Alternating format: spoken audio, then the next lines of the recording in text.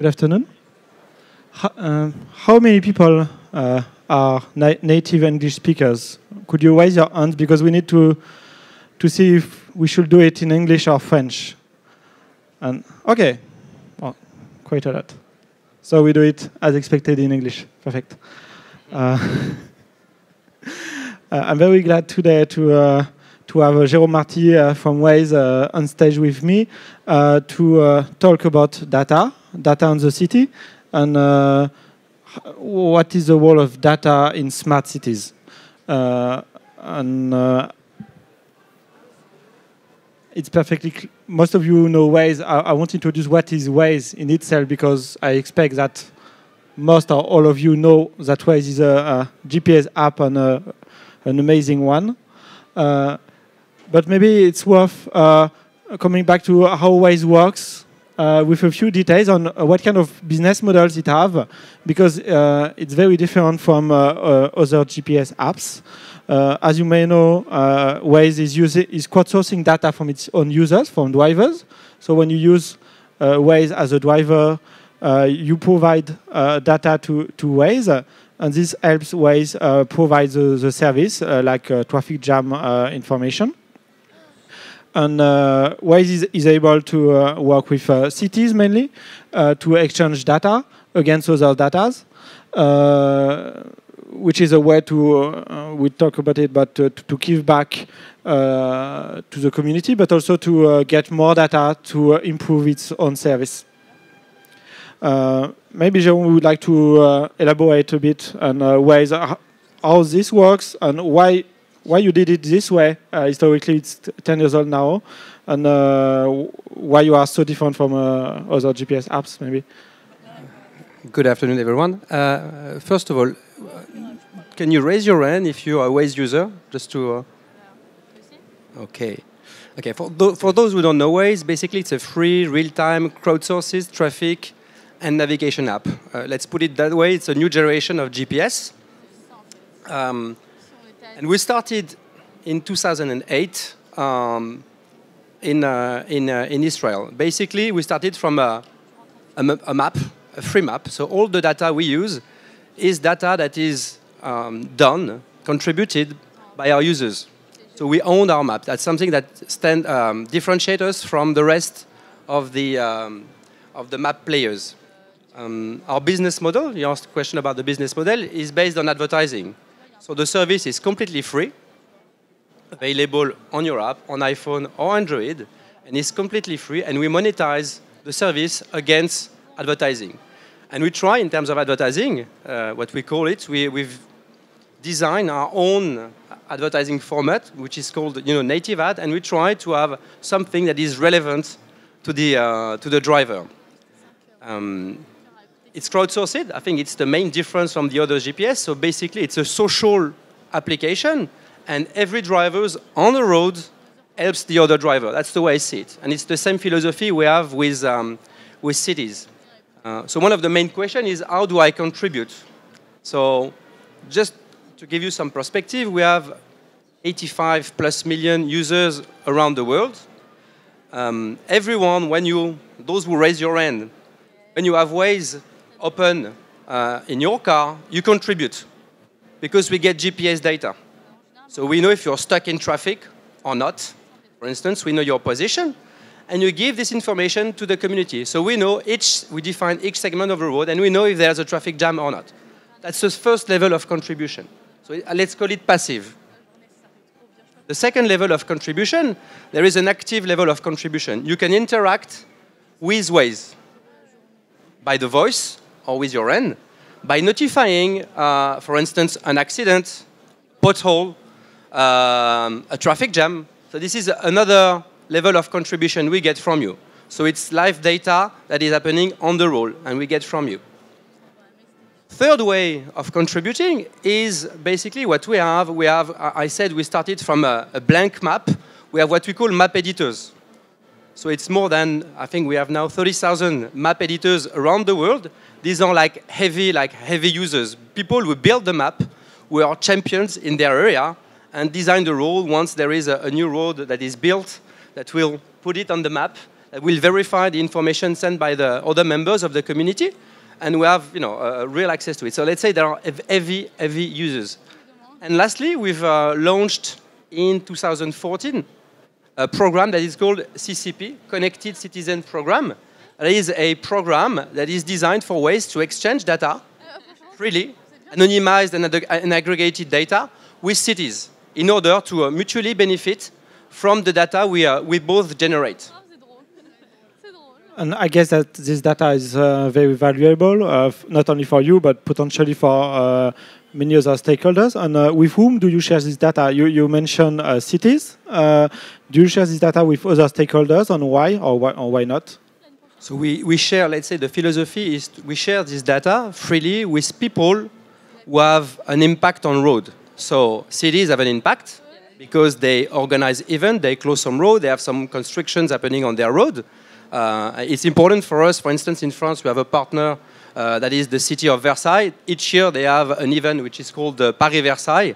60 kilometers of roads blocked for that race, 20 kilometers from Paris to Versailles, and it causes a lot of traffic jams. So what we want to know is beforehand, before sending our users on their itinerary, we want to know which roads are blocked in order to avoid, let's say, creating an unnecessary traffic jam. I didn't mention our philosophy, but our goal is simple, is to save you 5 minutes every day on every drive. So we have cities, and then we have departments of transportation. So for instance, we work with the SANEF that owns railroads in France, and SANEF, basically same thing. They tell us when an exit is closed, when they have work on a road, and in exchange we give them actionable data. So is there an accident happening on your road? Are there any potholes? Is there a traffic jam? So and we can see how they use their data. And then we work with many different partners. There's a partnership I'm very proud of, we just signed in Europe. It's with an entity that is called EEA. It's the European Emergency Association number. It's basically the people who manage the 112, the equivalent in the US of the 911. So when you have an emergency, you call that number.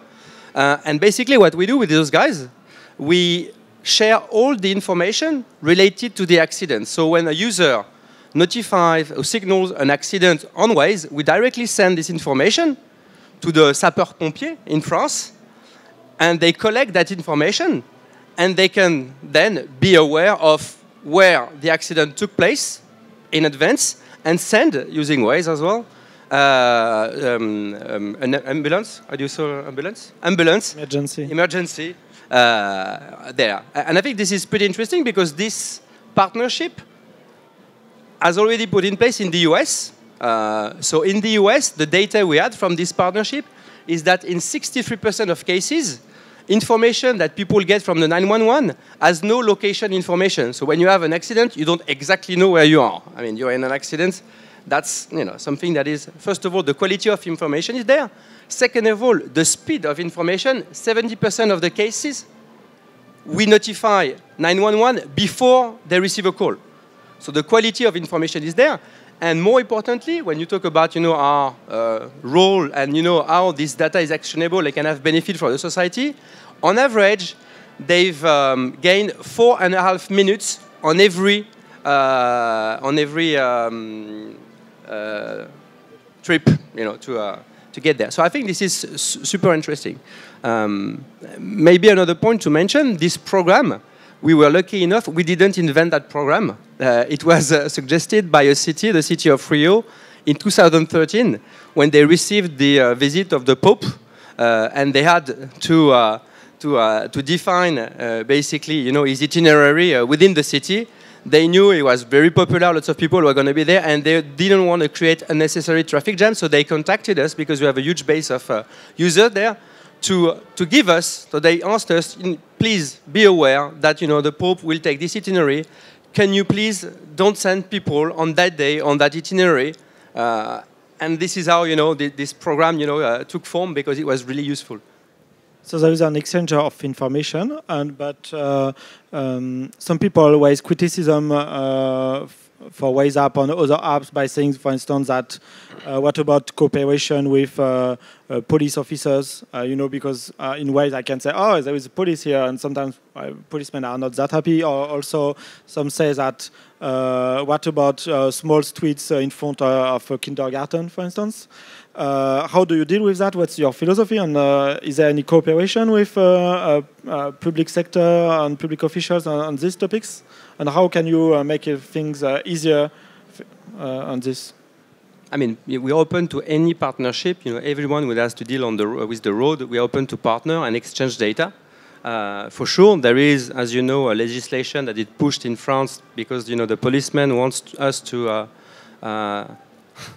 How can I call it? In case of emergency, they want us to remove police officers, police notification from the map. I mean, they want us and the other competition like TomTom, Coyote, etc. But so we deal with them. I mean, it's a legal constraint, but we are in constant. Something you are able to do and willing to do, in fact. Yeah, and at the end of the day, for instance, with police, when you can see it, in many ways. But I was mentioning the city of Versailles, who's managing our data, is also passing on that information to the municipal police in Versailles, and this entity is getting the data that is related to accident to send people faster on those places. So yes, we are open to any partnership as long as it is legal. Right. You mentioned before how you work with your own contributors, your editors, not only simple users like you and me. These play a great role because they built your map, so that's very big. And how do you work with them? You mentioned there were a few thousands in the world. How to work with such a community, especially when you are a for-profit company and you work with people who volunteer their time and their energy to do it. How to deal with it, and what are their motivations? Why do they do it? What do they expect? So that was the first question I asked myself when I got this job, is like, why do people are heavily contributing? There is, in France alone, more than 1,300 contributors. So I was like, they're spending, some of them, more than 2 hours a day on the map and for free. So I was really curious, in a sense, to meet with those guys. So I would say community management is at the heart of the application because everything is based on the community. I mean, the users, those map editors, the cities, we're building some communities. So we have a regular relationship with those guys.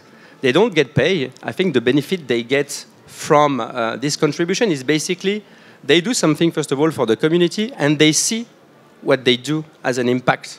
So basically, it's super stupid, but when you do something with Waze, it has an impact in the reality. You create a map, this is your segment. The way we manage the editor, we have different champs. There is a champs for France. You have 5 levels of editors with level of responsibilities, what they can do on the map.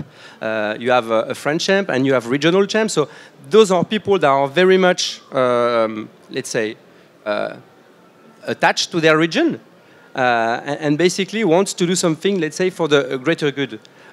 We are in constant contact with them. We try also to build connection, and what we are building is connection between them and the cities because they are very knowledgeable of what's happening in their cities. They are, I'm going to tell you an anecdote which is pretty interesting. They are, this map belongs to them, I would say. There won't be any ways without them.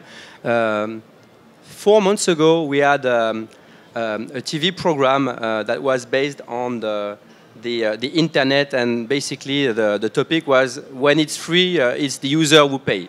And there was an approximation. Basically, the journalist said that because we work with Allianz as an advertiser, and Allianz has an insurance offer with a competitor of us, when you put your GPS in your car, you can be billed according to your driving habits. And because the advertiser went, the journalist basically said, okay, Waze is giving his data away to Allianz. This is how you get the app free. This is not the case. No, this is not the case. But what was interesting is the community was, before us, reacted and contacted the journalist to remove all this information from the map.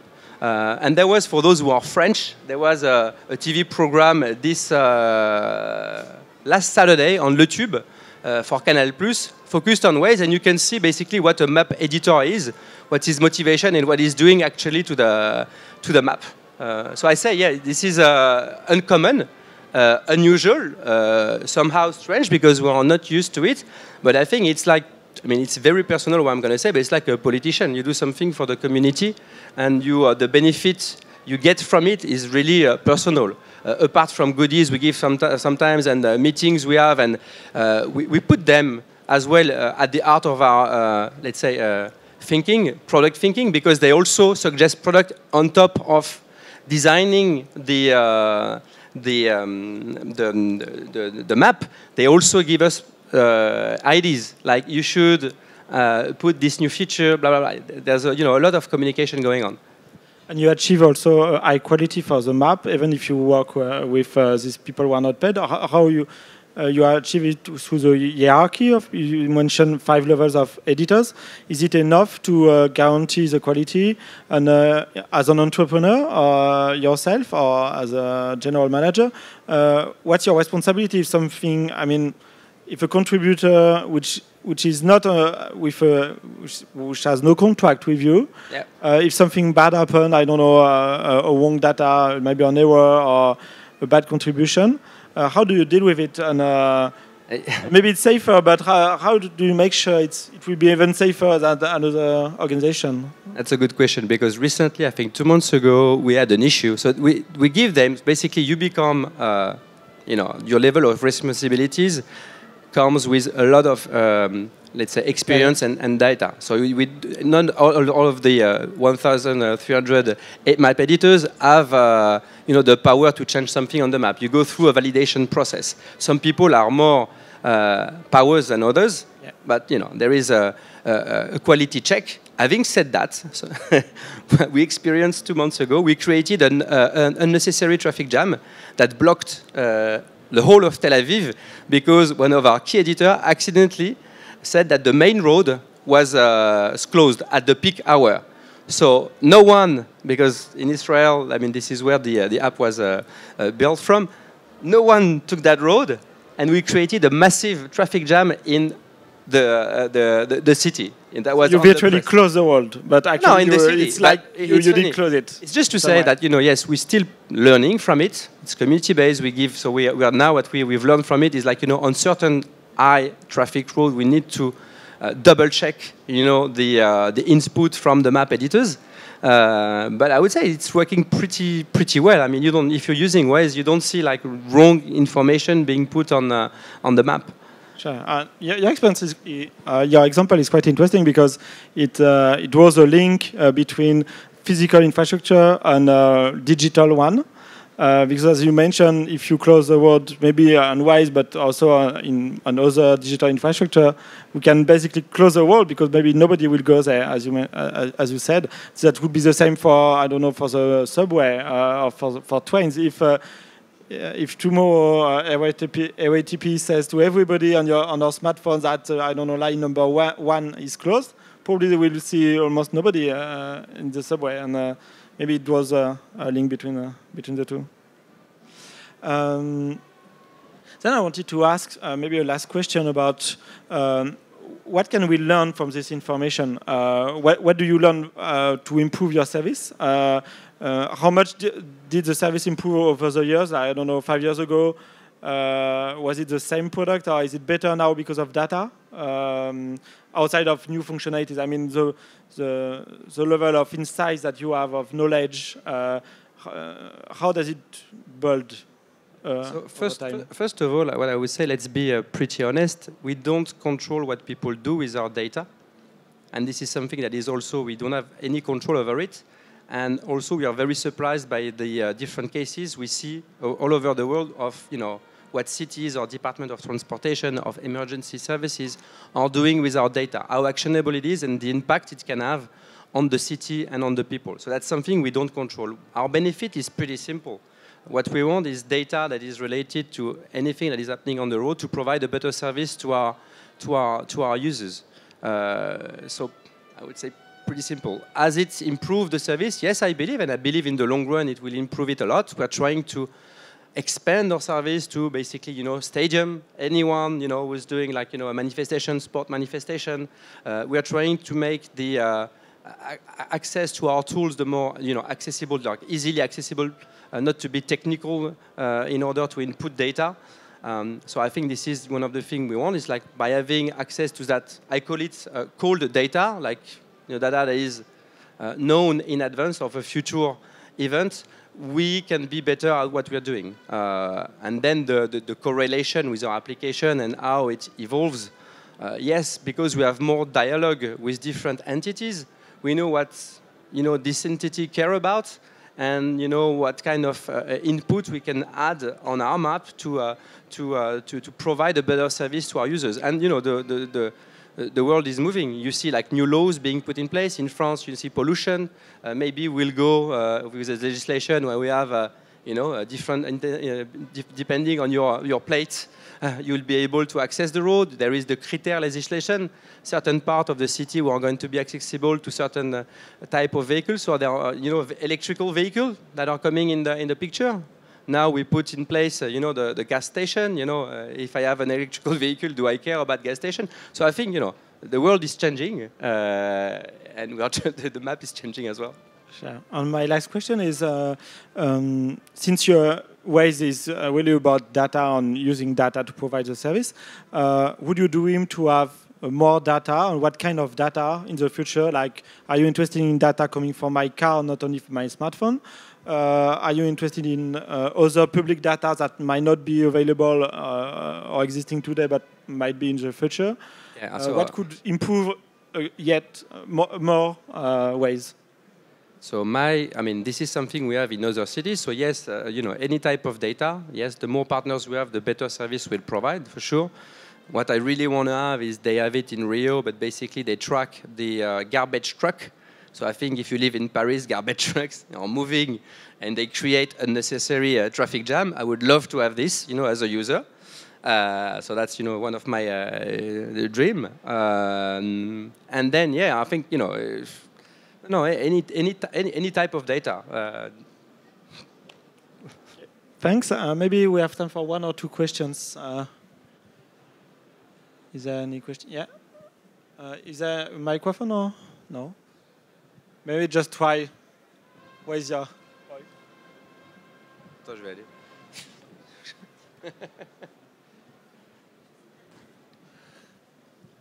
Ça va être impossible. Merci beaucoup. Du coup, je vous pose la question à vous. Si jamais vous saviez que vos données cumulées pourraient peser dans des prises de décision de citoyens ou dans des poids pour des citoyens pour, je ne sais pas, répartir l'arrivée au travail pour avoir moins d'embouteillages, prouver qu'une fois sur deux, le trajet à vélo dure moins longtemps que celui en voiture et donc du coup peser pour la construction de routes exclusives pour le vélo, ou pour la voiture électrique si on se rend compte qu'une bonne partie des trajets pourrait être couverte par la voiture électrique. Est-ce que vous seriez prêt à partager vos données en open source pour que des ingénieurs les utilisent dans ce sens-là? Maybe could I translate briefly? What if Waze data was useful for decision makers to better understand, for instance, the impact of electric vehicles on the road, or the impact of bikes, and maybe make better decisions when deciding which infrastructure to build? Would you make it more open, or maybe it's already open to these stakeholders, and what would you do? Yeah, pretty interesting. So on the examples of 3 levels, on the example of building roads, this is already happening. So we partner with Rio for the Olympic Games, and they've built like 3 highways based on our data. They've also built in places that were not accessible roads for cycles. So that was also the case, and they, based on the data we have, and they monitored. I think this is accessible on our website. They communicate on it. They've decreased by 20% the congestion in Rio. So that's something we already do, but we partner with administration. There was a question on access to work. So we have launched recently in California, and it's already launched in in Israel, something that goes along those lines. We have launched a new service that is called Carpool. It's, for the French, like kind of a BlaBlaCar competitor. What we focus on is basically on the commuting, home to work commute. Just a figure around the world, the same for France, 80% of the people use Waze or drive in 30 kilometers around their home area. So you drive, you use Waze mostly in areas you know, you're familiar with. It's just to get the best road. And our carpooling service is dedicated to those itinerary, road to work. So basically, our contribution would be to eliminate some people, eliminate some cars on the road by sharing a drive from your home to your work. And in cities like in the US, there are special lanes as well when you are like more than one person in a car. So it makes a lot of sense even for the user because he goes faster when he brings one people with him. And since we have a huge base of users, what we need to be good at is basically doing the matching, like knowing at what time this people is going to go, etc. And then giving away the data. So right now we don't give it away to the community, to anyone. We just give it away, as I said, to municipalities or people who can act on it. But if you have any idea or any suggestion, feel free. If there is an interest, I don't know where you work from, if you work with someone or if you're part of an organization. You know the philosophy. I mean, I hope you understood by now the philosophy. The philosophy is basically that data, we don't think it's, there's nothing that is, we don't betray our users because, they share information with us. It's just aggregated, anonymized data on traffic, on accident, etc. I don't know who could sell that data. We don't want to sell it to entities. We don't want to make money out of it. We've been approached by a lot of companies. Imagine some insurance. That data is super interesting. They want to match the data with the users. And it's something really important to know. Even when you go on Waze, for those who raise their hands, you don't give access. We just need your phone number, and that's it. We don't ask many information about you.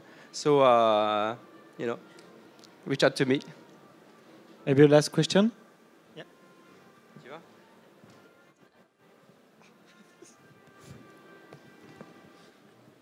So Waze was bought by Google a few years ago. So as you may know, it's an American company. So intelligence services have access to the data.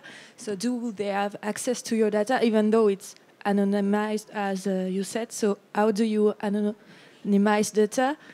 And how do you know that they will not use it, for example, by creating a jam, which could... Okay. I need to go to the... Okay. Maybe it's also about hackers. I mean, as you mentioned, if a hacker could close a word in Paris, it could provoke traffic jams. It never happened. I would say shit can happen. Well, I don't know. But, so far we haven't been, touched by it. I think, we belong now to Google. We're still very much a startup within Google. And you see Google has different initiatives, but we belong to Google. And I think Google, we can, it's a giant, I understand where you're coming from. But, there's one thing you can be reassured of. Google has always been very clear and has never shared any data with the different entities, even with the American bodies. And you can look in the press, Google always stands for the protection of the individual.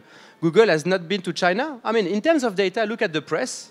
Honestly, it's public.